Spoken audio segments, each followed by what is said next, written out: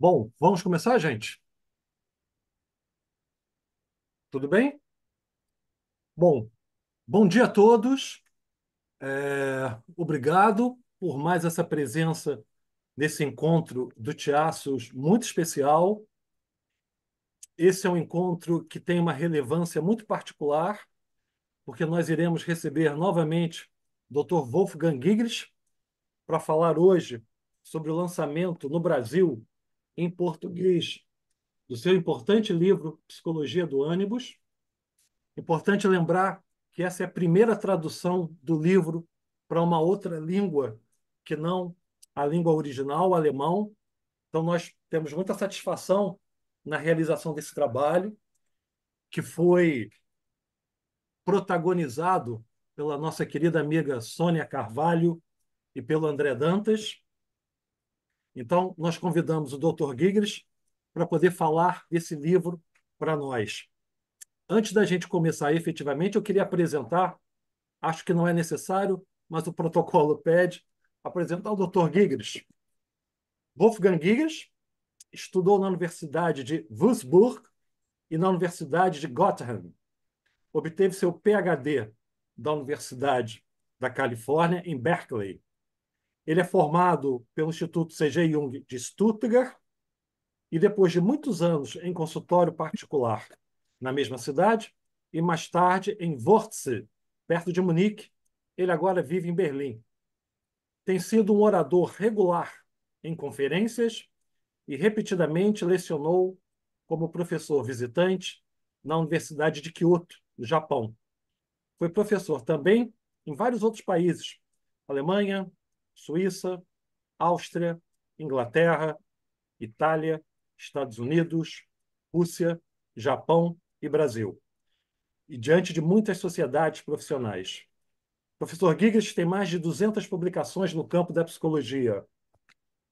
Bom, separei as mais recentes, apenas como título de ilustração: Conjuncture, lançada pela Dusk All Books, cujo editor é o nosso querido amigo Greg Mogerson.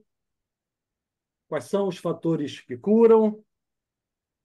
E também as suas obras completas, que agora estão publicadas pela Routledge. Para nós, comunidade junguiana brasileira, é possível dizer que nós somos privilegiados, porque em 2 de outubro de 2021, nós tivemos o Dr. Giggs conosco pela primeira vez nessa tipo de participação online para prestigiar o lançamento do Vida Lógica da Alma em português.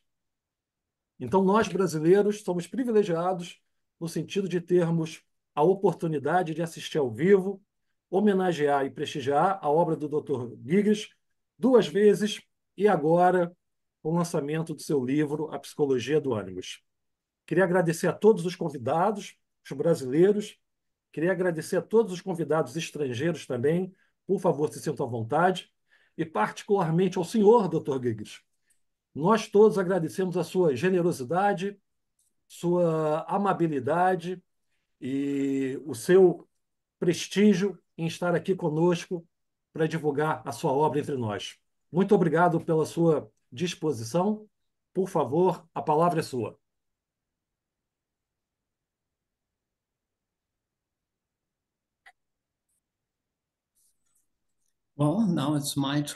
Bom, agora é a minha vez. E a primeira coisa que eu gostaria de dizer é obrigado, Marcos Quintais, e todos os organizadores por esse evento, por ter me convidado para falar para vocês hoje de manhã. Olá a todos. Eu estou vendo que tem muita gente participando e fico muito feliz, pessoas de todo o mundo. E depois desses pequenos comentários introdutórios, eu vou começar a apresentar aquilo que eu preparei para hoje. Em 1948, foi fundado o primeiro Instituto Jungiano do mundo, o Instituto Jungiano em Zurich. Hoje em dia, parece que há institutos de treinamento da psicologia junguiana em todas as partes do mundo. Curiosamente, Jung se opôs à criação de programas de formação e também se opôs às sociedades de psicologia analítica. No entanto, quando o Instituto de Zurique foi fundado, Jung fez o discurso inaugural. Mas, como Sonu Shamdasani nos informou, ele começou seu discurso, de acordo com uma testemunha, com o comentário, abre aspas, meu avô fundou um lar para crianças com retardo mental. E agora eu estou fundando para adultos com retardo mental. Imaginem só, um instituto junguiano como instituto para adultos retardados. Que golpe para as altas aspirações que nós conectamos com a formação de futuros analistas junguianos. Eu não sei se Jung de fato disse isso, nem quais foram suas razões para essa declaração, se é que realmente ele a fez.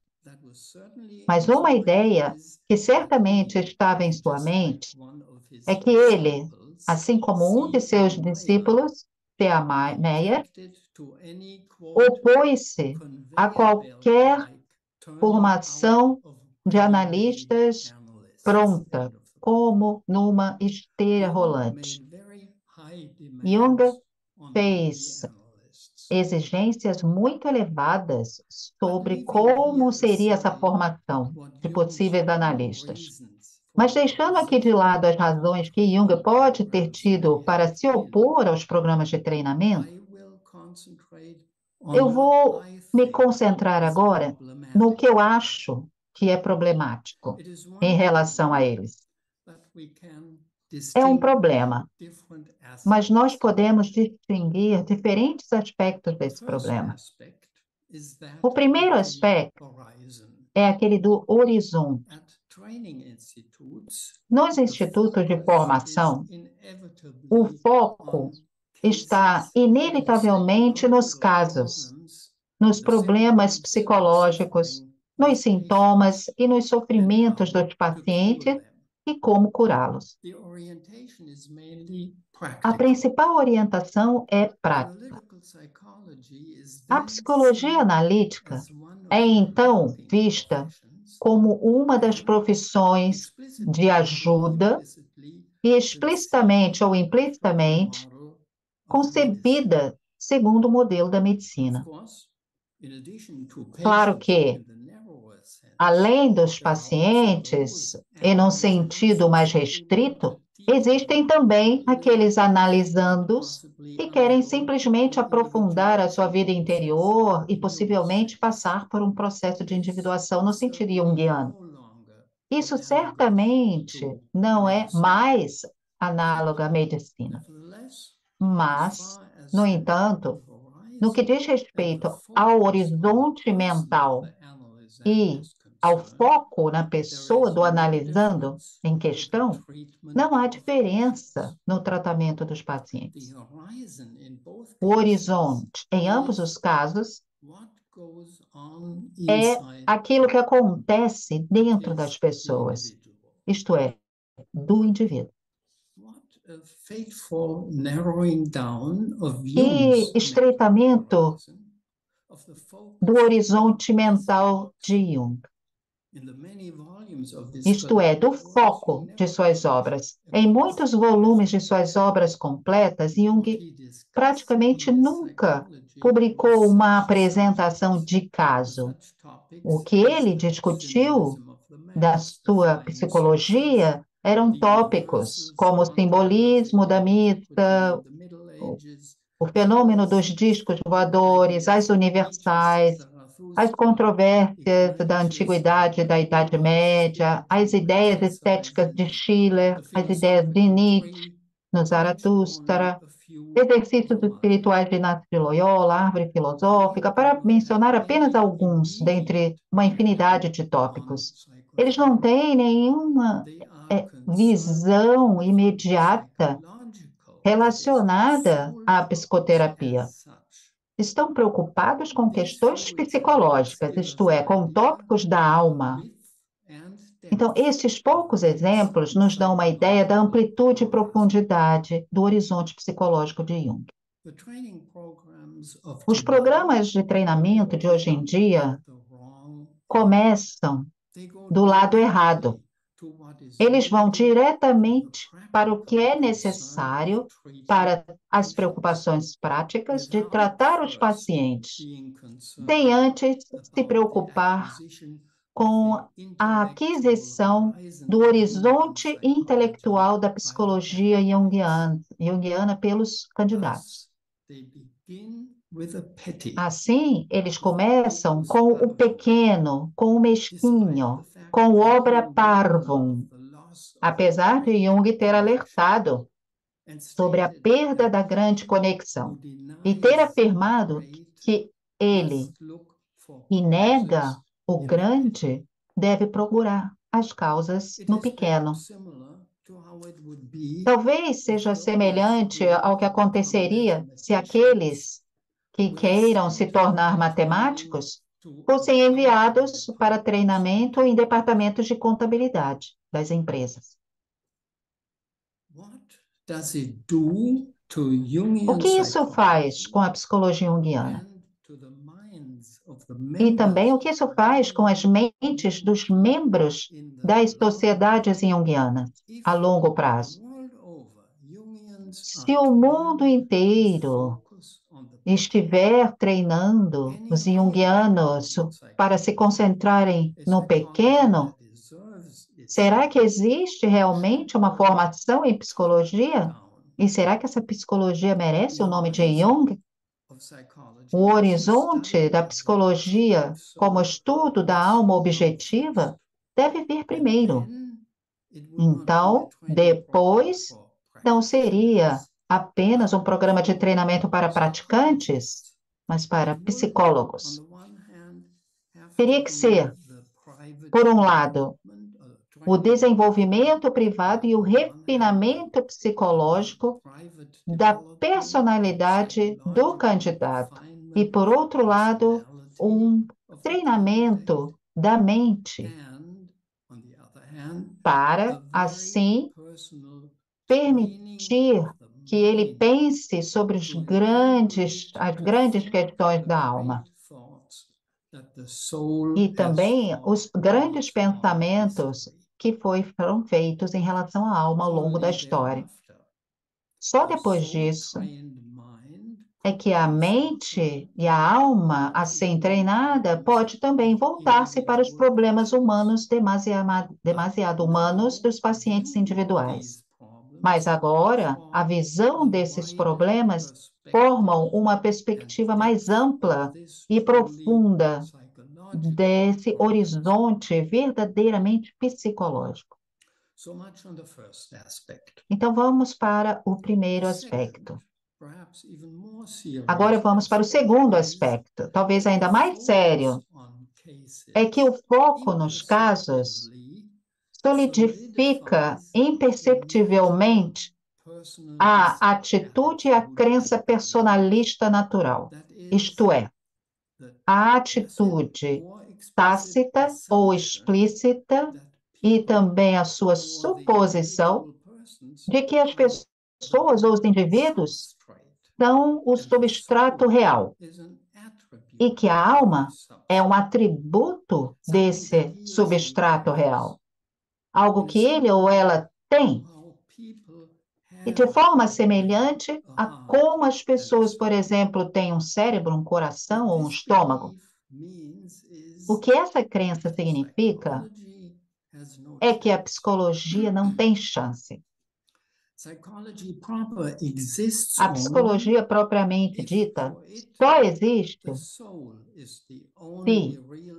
a alma for a única substância real com a qual a psicologia se ocupa. se para ela, para a alma, ela seja uma realidade em si mesma, uma realidade objetiva e autônoma, e não algo sobre ou dentro das pessoas. As pessoas estão na alma e não o contrário. Assim também, a esse respeito, nós vemos que o treinamento convencional dos analistas junguianos começam pelo lado errado. Começam com os indivíduos e depois incluem a vida da alma para eles, localizando-a em seu interior. O único lugar legítimo da alma é psicologia, não a personalidade. Por que a psicologia é o único lugar legítimo para a alma?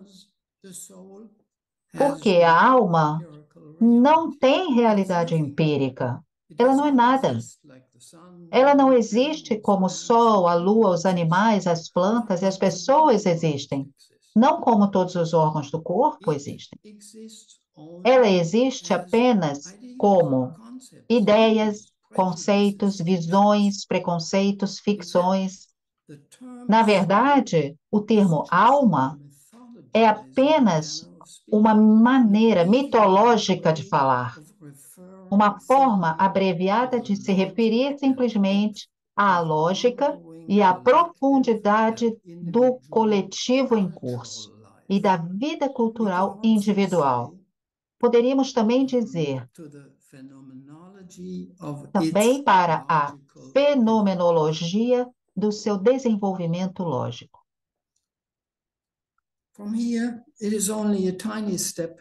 Então, a partir daqui, é apenas um pequeno passo que nos leva para o terceiro aspecto do problema da formação de profissionais analistas através dos programas de treinamento habituais dos institutos. Este terceiro aspecto é a fixação no objeto, que necessariamente vem com o foco nos pacientes ou analisandos. Ou seja, com toda a orientação e consultas na sala de análise, equivale a uma separação entre objeto e sujeito, ou seja, entre o que deve ser observado dentro da sala de terapia e a teoria psicológica com a qual interpretamos e tratamos esses fenômenos observados. Assim, os freudianos fazem uma diferença entre a fenomenologia psicológica, por um lado, e a chamada metapsicologia, por outro lado. Jung, por outro lado, mostrou que tal dissociação entre sujeito e objeto, entre o fato observado e a teoria ou interpretação do fato, é insustentável na psicologia. Ele poderia, por exemplo, dizer que há pessoas que têm uma psicologia freudiana, ou uma psicologia adleriana, ou junguiana. Em outras palavras, a psicologia é, ao mesmo tempo, tanto uma teoria, quanto a vida vivia sobre a qual essa teoria está tratando.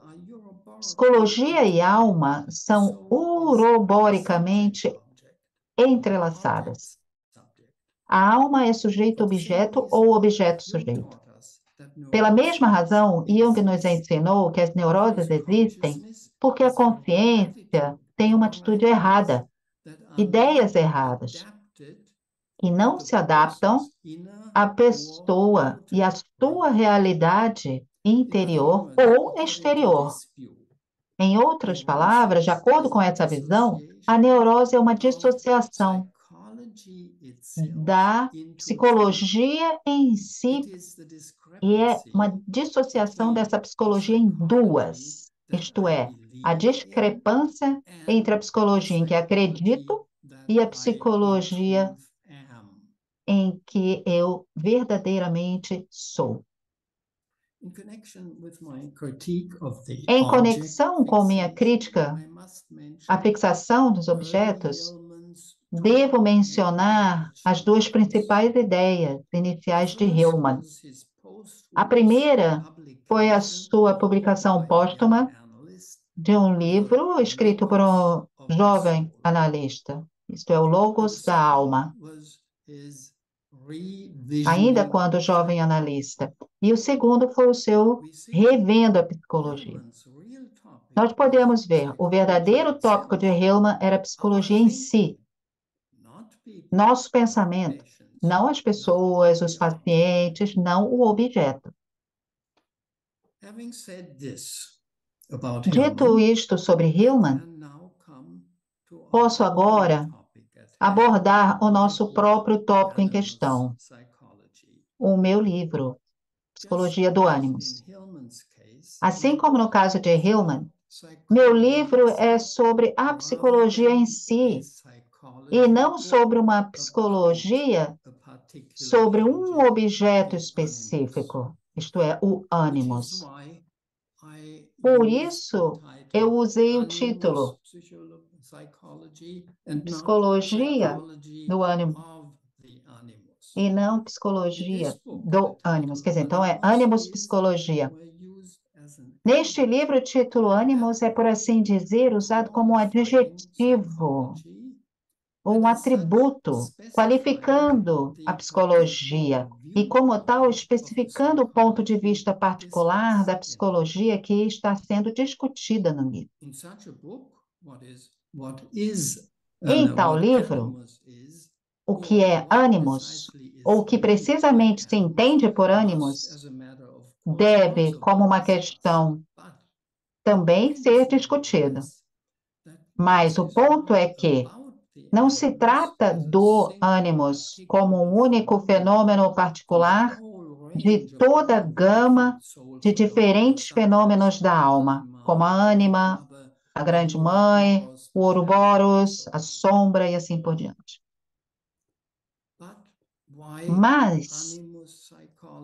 Mas por que psicologia ânimos em primeiro lugar? Pode ser mais fácil explicá-la historicamente, com o momento em que escrevi e publiquei este livro. No início, eu estava profundamente comprometido com o trabalho impressionante de Hillman e fui um adepto muito firme da psicologia arquetípica e um colaborador do trabalho dele.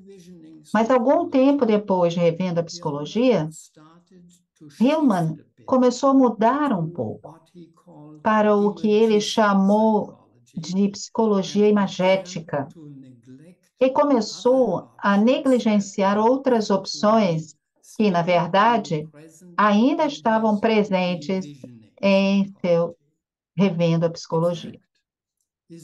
Na verdade, o seu projeto de revisão é esse outro problema. É uma mudança lógica, uma mudança puramente intelectual, e não pode ser feita precisamente com base em imagens, nem explicada imagisticamente ou imageticamente. Além disso, seus ensaios sobre a ânima incluíam claramente a importante percepção de que a ânima é um lado da cisídia, o outro lado da cisígia sendo o ânimo.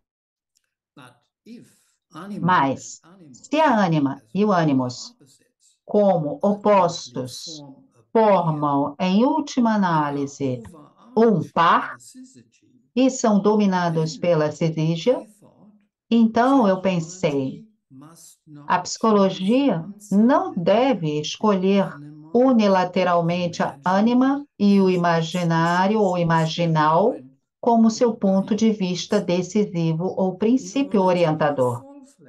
Para ser uma psicologia completa, ela deve se esforçar para chegar e assumir sua posição no ponto teórico mais alto, isto é, a Cisígia, e aprender a ver os fenômenos psicológicos a partir desse ponto mais alto, porque assim será abrangente, enquanto ponto de vista. Então, eu vi Hillman se movendo na direção de uma psicologia da ânima predominante, isto é, em direção a uma identificação da alma com a ânima e com a imagem.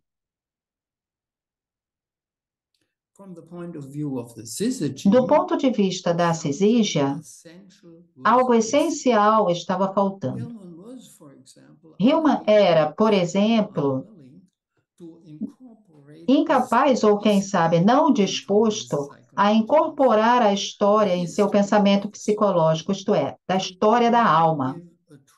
Ele não conseguia dar uma resposta verdadeiramente psicológica à modernidade, a todas as tremendas abstrações características do mundo moderno, além de ser contra este mundo.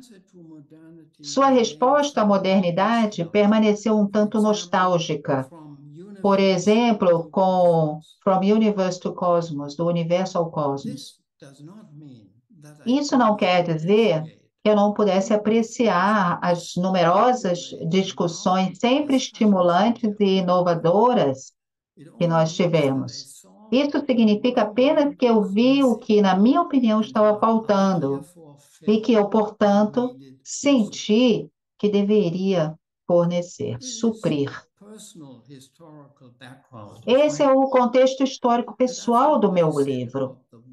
Depois do que eu disse sobre a unilateralidade que eu acreditava que estava nesse Hillman posterior, talvez vocês entendam que psicologia ânimos ou ânimos psicologia não é para tentar encontrar um pensamento imaginal em psicologia que não seja uma atenção à ânima no sentido mais amplo. O interesse no livro é apenas trazer a outra metade que falta e almejar para a um ponto de vista mais elevado da Cisígia. A psicologia deve ser como o mercúrio alquímico, uma capacidade utriusca. No entanto, a imagem que eu pintei da ânima e do ânimos como um par, unido sob a Cisígia, sendo correto como é, pode também ser enganoso. Este seria o caso se ele próprio, esse par, essa união fosse vista apenas do ponto de vista de um par, ou seja, do ponto de vista da ânima e não também do ponto de vista do ânimos. A partir da perspectiva da ânima e ânimos têm, como marido e mulher, naturezas diferentes, mas estão no mesmo nível. Da perspectiva do ânimos, por outro lado, a diferença entre eles consiste precisamente no fato de que ele é de uma ordem superior à ânima. Não no sentido de que é melhor, mas simplesmente porque ele representa o poder da negação, a negação lógica do que a ânima produziu. A ânima dá a tudo o que lhe diz respeito a forma de imagens, de pessoas ou coisas existentes, representando-as como entidades. Como tal, estabelece ou mantém a união naturalis. Tão misteriosa, mitológica ou fantástica como tais imagens produzidas pela ânima podem ser, em termos de conteúdo, como produtos da ânima, Elas, no entanto, parecem fazer parte de uma realidade comum. Embora sereias, centauros e esfinges não existam na realidade empírica, eles são imaginados como seres reais, como se fossem reais. Assim, a ânima é o arquétipo da lógica da personificação e da substanciação. Poderíamos também dizer que a ânima é o arquétipo de todo o mundo imaginário, imaginal, o mundus imaginal, não no sentido de Corban, mas no sentido de Hillman. O ânimos, por contraste, é o arquétipo da lógica da negação. Mas a negação não significa que ele aniquile. O que ele nega é a inocência ou a ingenuidade da forma imaginal, a forma da coisa semelhança. O ânimos, poderíamos dizer, com a palavra moderna, desconstrói, desontologiza. Ele sublinha, destila, reduz a estrutura ou a forma conceitual. A ânima é ingênua porque ignora seu próprio outro e existe apenas em virtude de sua inocência imperturbada. O ânimos não é inocente, porque ele sabe do seu outro. A ânima, na verdade, sem ela, ele nem poderia existir. Por estar dentro de si, o conhecimento de si mesmo e desse outro, bem como da relação com o outro, o ânimos já é em si mesmo e implicitamente a Cisígia como um todo. Quando falo de ânimos e me refiro a ele, como ele, precisamos estar cientes do fato de que estamos falando sobre o ânimos no estilo anima. Ele é personificado, reificado contra a sua própria natureza real. Na realidade, ele não é uma entidade, mas mais como um vento. Ele é um espírito, puro processo de negação. Da mesma forma, a ânima não é uma figura. Ela apenas se apresenta como tal. Nosso falar da ânima é também uma maneira de falar da ânima. A ânima em si é, assim como o ânimos, um processo. A vida é lógica, mas em contraste com o ânimos, não um processo de negação, mas sim de invenção, produção, representação. Voltando desta descrição da diferença essencial entre a ânima e ânimos para a cisígia como tal, nós podemos ver que a cisígia pode ser considerada a união de um par, muito parecida com um casal, que seria o ponto de vista inocente e ingênuo da ânima, mas também pode ser vista como o que realmente é, ou seja, uma contradição interna. E o fato de ser contradição é o que torna a cisígia viva. A cisígia, como a autocontradição interna, é a fonte, ou talvez simplesmente o nome para a vida lógica da alma. O que eu disse a vocês hoje não foi concebido como um resumo do conteúdo do meu livro, nem como uma introdução a ele. Acho que o livro ele se explica por si mesmo. E para descobrir tudo o que é discutido no livro, é preciso lê-lo.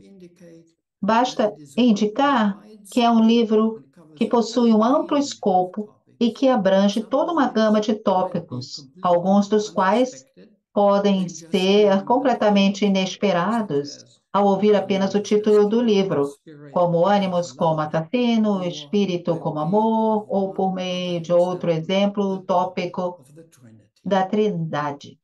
O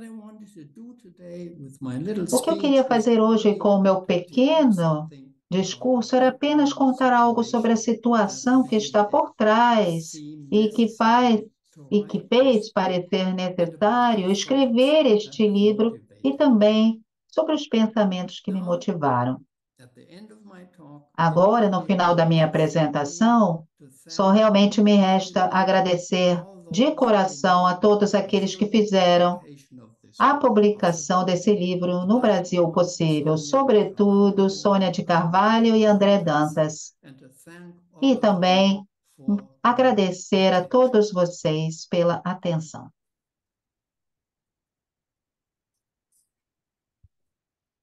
Muito obrigado, Dr. Gigres. Excelente ensaio, por assim dizer, das suas ideias, que nos permitirão chegar ao livro por um viés bastante interessante. Agradeço a tua generosidade em apresentá-lo. Pessoal, como o nosso horário é um horário bastante conciso, nós escolhemos 4 colegas nossos que irão fazer perguntas para o Dr. Gigres, tá? Eu vou chamá-los e o Dr. Giggs irá responder. Tá? Então a gente vai começar primeiro com a Sônia Carvalho. Sônia, por favor.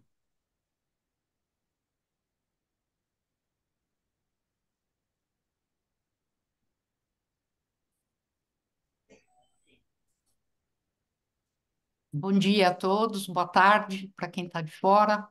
Em primeiro lugar, muito obrigada, Dr. Guires, pela sua presença aqui, pela sua suporte durante toda a tradução.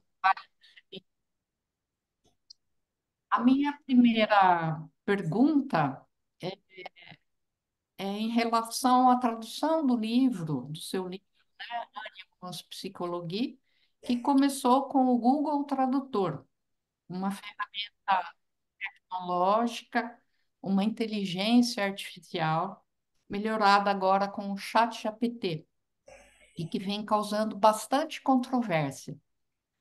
Desde que ela agora é parte da nossa realidade, o que o senhor teria a dizer sobre a inteligência artificial e a alma? E também sobre a fantasia e medo de que essa inteligência artificial possa substituir o homem. Se o senhor puder responder, obrigada.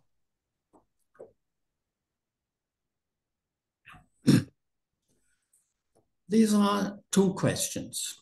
Bom, essas são duas perguntas. A primeira, sobre a inteligência artificial e alma, é parte dessa questão abrangente sobre a tecnologia e a alma. Jung, uma vez, apontou que, na modernidade, o espírito desceu das suas alturas e que as estrelas desceram do céu. Isso é realmente um evento que balança e abala o mundo. Então, nós temos que ver onde, em que lugar elas caíram. A resposta foi: caíram no inconsciente. Esse é o seu erro, um erro fatal. Não, elas não caíram no inconsciente, mas na terra, na matéria, então na tecnologia. A tecnologia é espírito, mas espírito como uma realidade terrena física, como um fato positivo, o espírito incorporado na realidade material empírica. Inteligência artificial e seu irmão, isso é psicologia ou pesquisa do cérebro na fisiologia, são altos exemplos das estrelas que caíram do céu. Porque aqui nós vemos claramente o espírito como realidade material. A alma não está no inconsciente, está naquilo que está acontecendo, acelerando o desenvolvimento tecnológico. Então, também a inteligência artificial em si, como uma ferramenta que nós usamos, não é alma.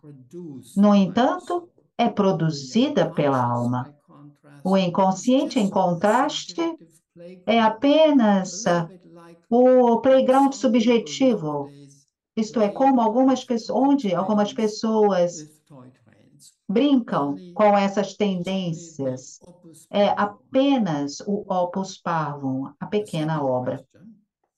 A segunda questão sobre o medo de que a inteligência artificial possa substituir os humanos não tem nada a ver com a alma.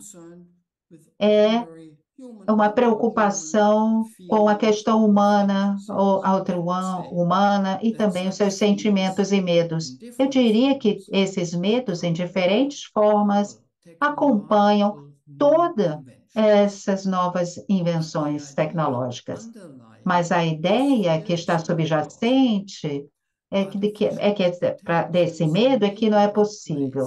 A inteligência artificial pode substituir alguns tipos de trabalhos e funções que existem agora, mas também podem criar novas funções e novos empregos. O que realmente precisa ser temido é o dano à nossa humanidade e também à nossa cultura. Quanto mais as pessoas usarem a inteligência artificial, mais eles delegam o próprio pensamento e a capacidade de pensamento para um algoritmo externo. Mas sem a prática constante do próprio pensamento, da própria memória, e sem a prática de solidificar o próprio conhecimento, a mente humana pode atrofiar. Mas isso parece ser o programa da alma para a modernidade. A televisão, mídias sociais, TikTok, inteligência artificial são todas máquinas para o trabalho do homem. Agora nós podemos ver que todo o resto da civilização está se tornando cada vez mais infantil, boba, pouco educada, imatura e simplista.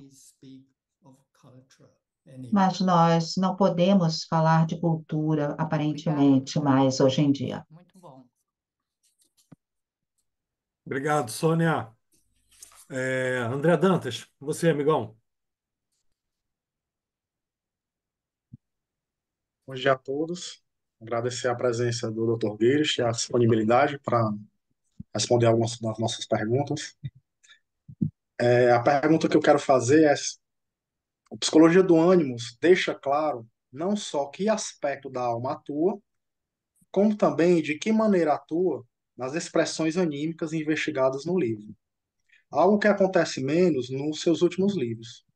Nesses livros mais recentes, é mais enfatizado a alma atuando sobre si mesma, sem tanta especificação das atuações distintas do ânimos e da ânima. Isso é proposital? É uma forma de afirmar a alma como uroboricamente autopoética e de evitar que a distinção entre aspectos acabe por inibir a consciência de que o ânimos não está fora da ânima, mas é a sua própria autonegação?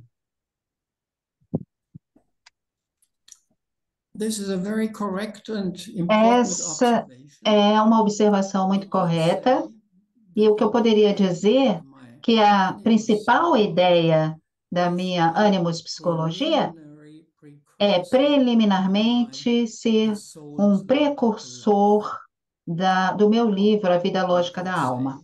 Ou poderia dizer que o meu livro, Animus Psicologia, apresenta a psicologia dentro do campo de um conto mitológico de caráteres, personagens separados, ânima e ânimos como as figuras que estão atuantes.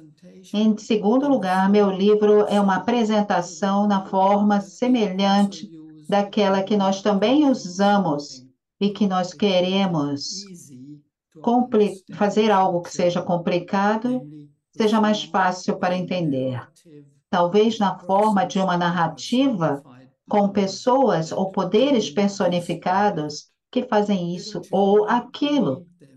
Que as crianças precisam dos dedos para fazer as imagens, precisam de histórias para imaginar, precisam dessas histórias para ter o pensamento conceitual ou desenvolvê-lo. Por outro lado, nós podemos dizer que ao escrever esse livro, eu entrei na linguagem junguiana convencional e dentro dessa linguagem eu tentei expressar uma visão da psicologia que vai decididamente além desse campo e desse território.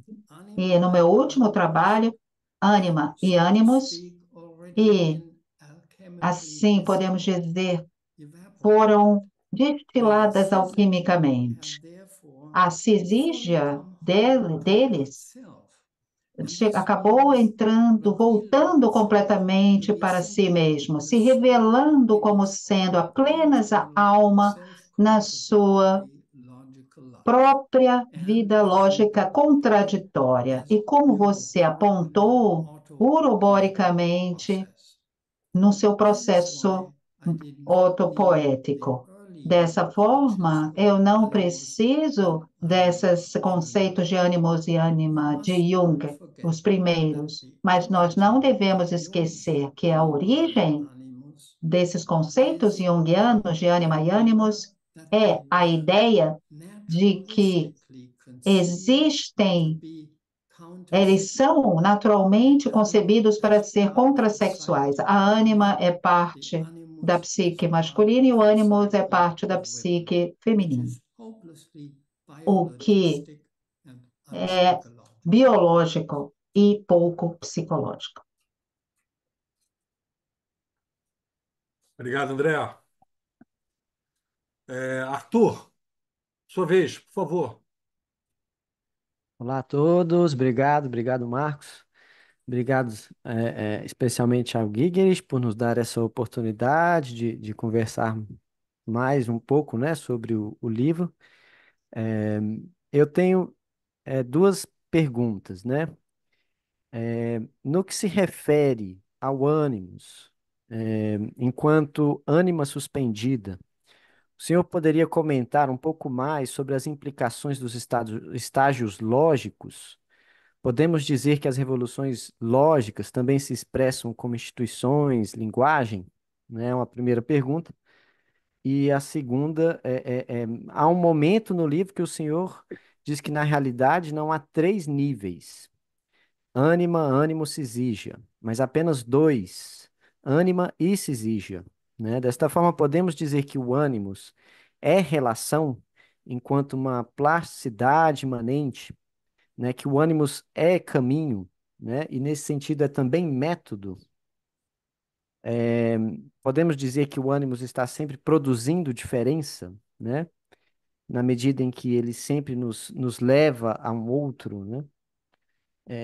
Essas duas perguntas. Obrigado. Your reference to A the sua referência à ideia de que não existem, na verdade, três estágios mais dois, está relacionada a pergunta do Dantas. E no meu discurso hoje eu falei que o ânimos é, na realidade, si mesmo, já narcisista. Eu não estou completamente feliz com o termo método que você sugere.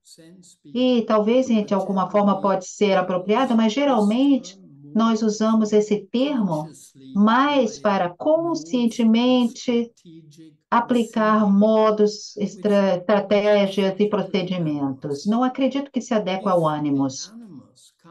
Se o ânimos entra em jogo, apenas acontece no seu próprio curso, é um evento. Ou então já aconteceu.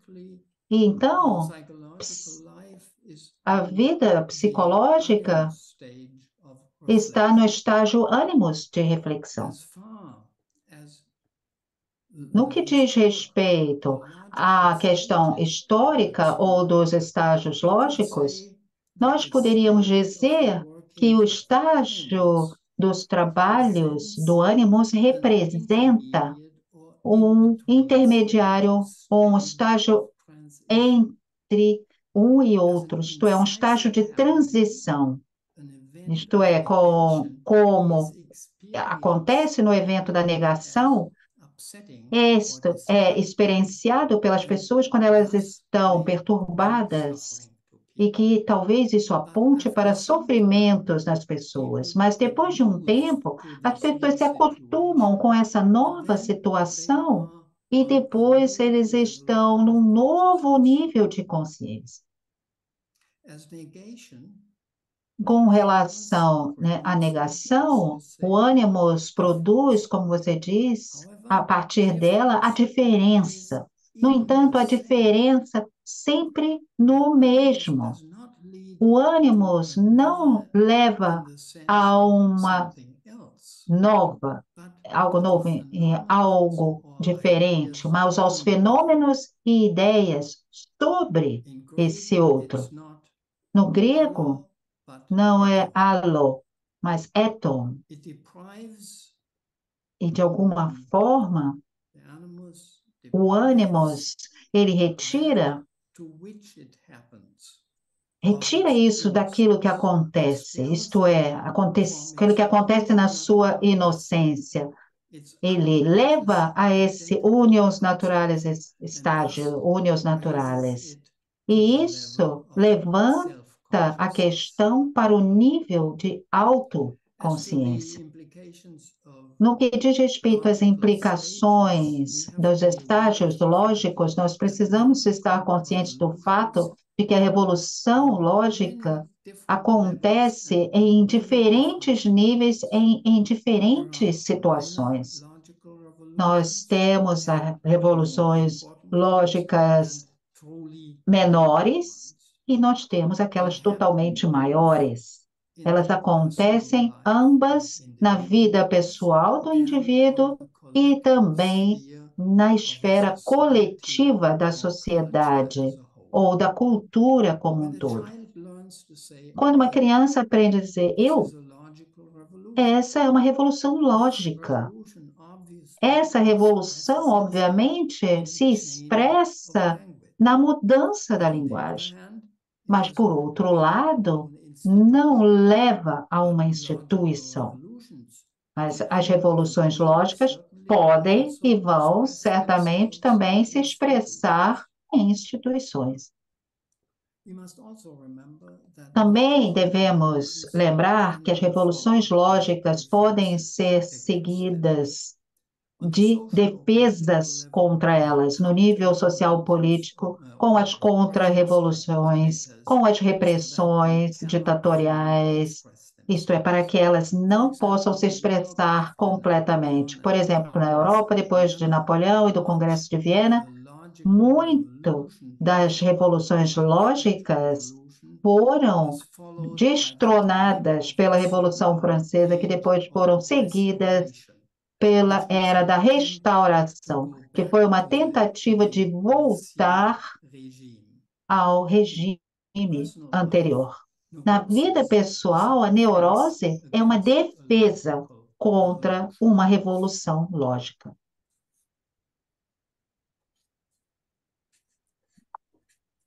Obrigado, Arthur, pela pergunta.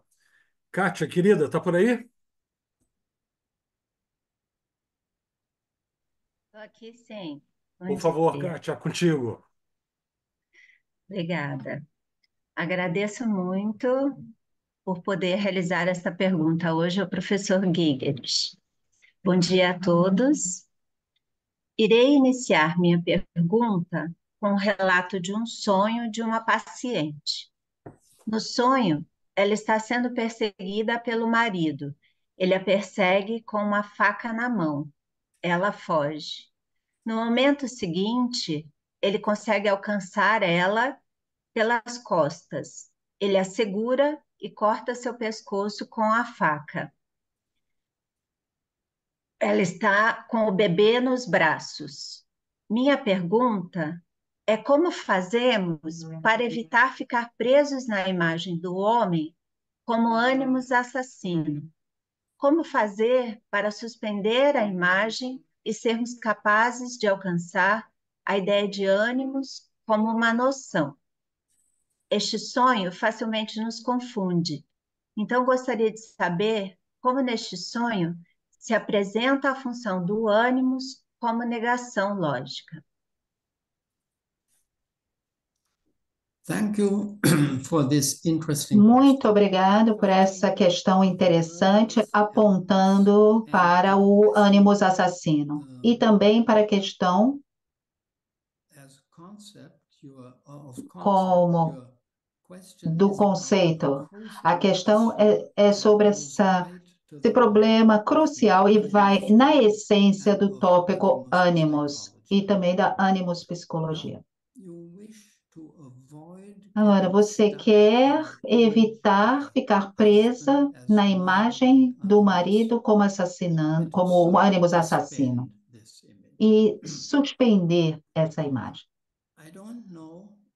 Eu não sei o sentido de suspender para você. Pode significar temporariamente tornar algo ineficaz, ou pode ser uma palavra que você use ao invés do que eu normalmente uso, que é sublar. Subilar.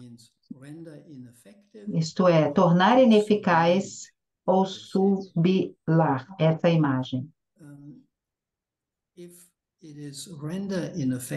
Se é tornar ineficaz, eu diria que essa suspensão é necessária para que a gente seja capaz de alcançar o ânimos como conceito. Em outras palavras, existe um conflito para você entre a imagem do ânimos assassino e o conceito de ânimos. Eu diria que não. A imagem do ânimos assassino é já o conceito. Apenas é o conceito colocado dentro de um ambiente imagético. Ao invés de suspender a imagem no sentido de torná-la ineficaz, nós temos que nos imergir mais profundamente na imagem do ânimos assassino. Jung uma vez falou sobre um sonho, uma imagem de um sonho, não fora, mas cada vez mais profundamente dentro. A imagem tem tudo o que precisa dentro de si mesma.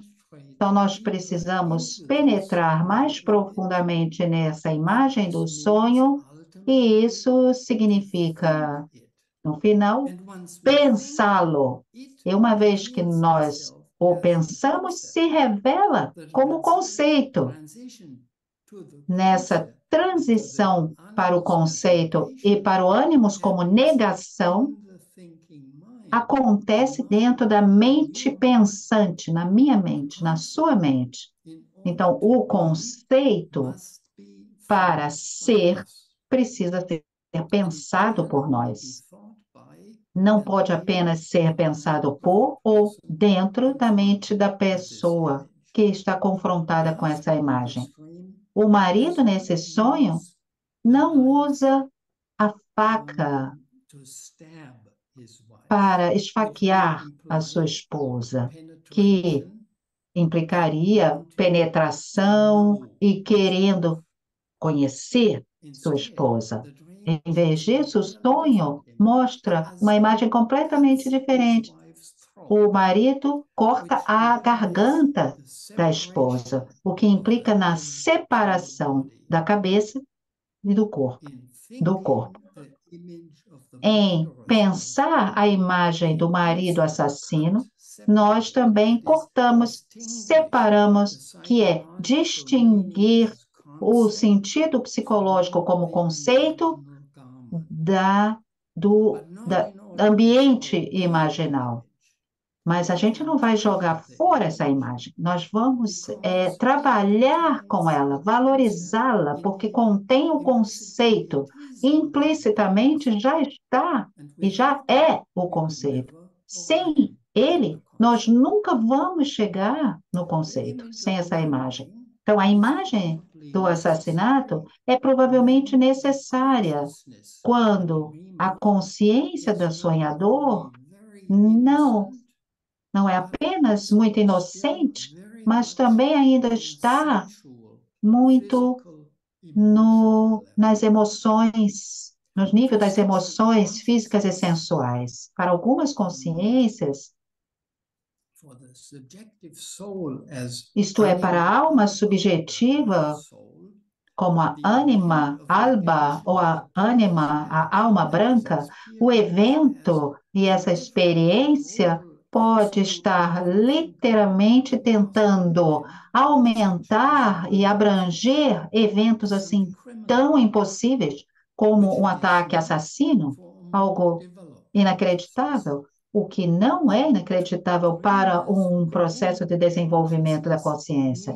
Então, o sonhador precisa desse sonho cruel e essa imagem de medo terrível e o horror de estar sendo assassinada sensualmente e fisicamente para ser jogada para fora da sua união naturalis e ser catapultada para um novo nível, com esperança para o nível da união mentalis, e que isso possivelmente possa ser iniciado a partir da negação como conceito.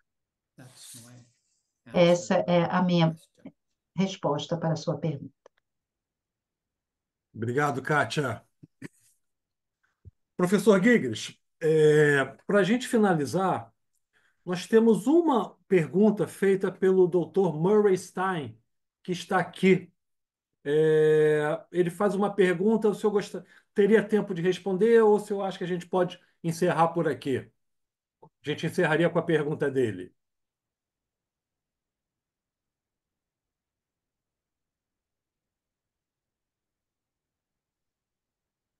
Well, it may be difficult to understand the question when I just hear it now, but we could try. Sim, talvez seja difícil, né, entender a pergunta ouvindo agora no momento, mas eu posso tentar. Vamos lá. Tá. Dr. Murray, você quer fazer a pergunta?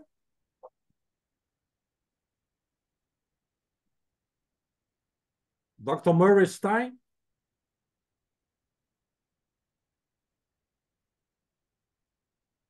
Ele havia escrito no chat se o senhor poderia falar sobre a questão da possessão pelo ânimos. Fique à vontade, se o senhor quiser responder ou se o senhor achar que essa pergunta fica para um outro momento.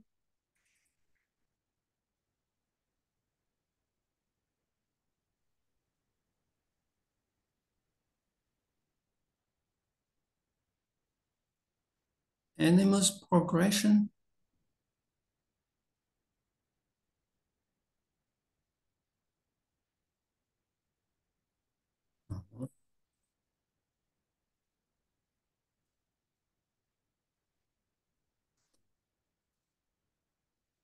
I think, as I said in the Eu last acho que, como eu disse na última resposta para a última pergunta da Kátia, eu acho que depende da consciência na qual o ânimos acontece e de que forma ele aparece. Existem certamente diferentes estágios. Eu mostro isso no meu livro, no capítulo do ânimos como assassino, na interpretação dos contos de fadas, por exemplo, onde a gente tem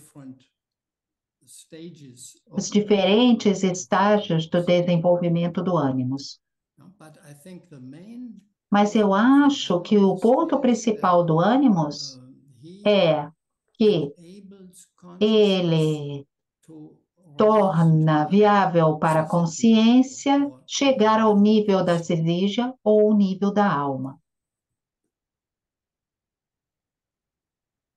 Perfeito, perfeito. Dr. Guinness, obrigado pela sua presença. No meu nome da Sônia Carvalho, do André Dantas, da Luciana Ximenes, da nossa querida tradutora Isa, a gente queria agradecer novamente a sua imensa disponibilidade de estar aqui num sábado pela manhã, para poder conversar conosco, apresentar suas ideias e ajudar na disseminação da sua obra dentro da comunidade junguiana brasileira. Nós nos sentimos muito honrados por termos a raríssima oportunidade de ter o senhor conosco duas vezes, em dois momentos imensamente prazerosos e importantes. Muito obrigado pela sua participação. Oh, thank you, and it was Muito my pleasure. obrigado. O prazer foi meu. Queria agradecer particularmente a Sônia Carvalho pelo imenso esforço que ela fez em liderar esse movimento, pelo querido André Dantas, que já tinha passado pela tarefa de traduzir a Vida Lógica da Alma e agora também funcionou como revisor. Queria agradecer também o Greg Mogerson pela colaboração da editora da Dusk All Books, também por ter sido um parceiro nesse empreendimento. Muito obrigado, Greg. Espero que nós possamos nos ver em breve, no outro momento. Obrigado a todos. And all the best to all of you. Tudo de bom para todos. Obrigado, pessoal. Até a próxima. Até lá.